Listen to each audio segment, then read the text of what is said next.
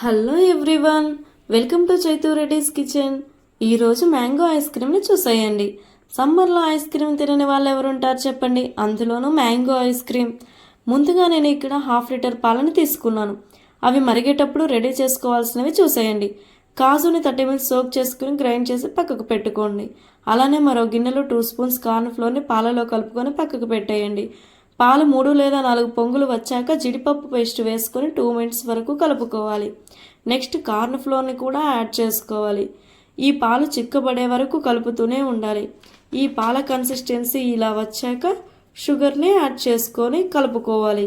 మరో 2 మినిట్స్ కలుపుకోవాలి. ఇప్పుడు స్టవ్ ఆఫ్ చేసి పక్కకు పెట్టేయండి. పూర్తిగా చల్లారాక మిక్సీ జార్లోకి తీసుకోవాలి. అలాగే మ్యాంగో స్లైసెస్ అండ్ పాల మీద మీగడ అండ్ వెనిలా ఎసెన్స్ వేసుకోండి. ఈ వెనిలా ఎసెన్స్ ఆప్షనల్ మాత్రమే, కంపల్సరీ కాదు. మళ్ళీ ఒకసారి గ్రైండ్ చేయండి.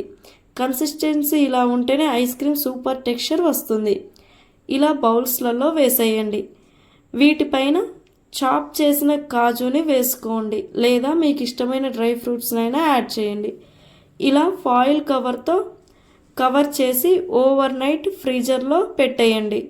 మార్నింగ్కి ఐస్ క్రీమ్ అనేది రెడీ అయ్యి ఉంటుంది. టేస్ట్ మాత్రం సూపర్ ఉంటుందండి. ఇలా హైజెనిక్గా ఇంట్లోనే ప్రిపేర్ చేసుకోండి ఈ సమ్మర్లో. ఇలాంటి మరెన్నో రెసిపీస్ కోసం చైతూ రెడ్డిస్ కిచెన్ని సబ్స్క్రైబ్ చేసుకోండి. Thank you for watching.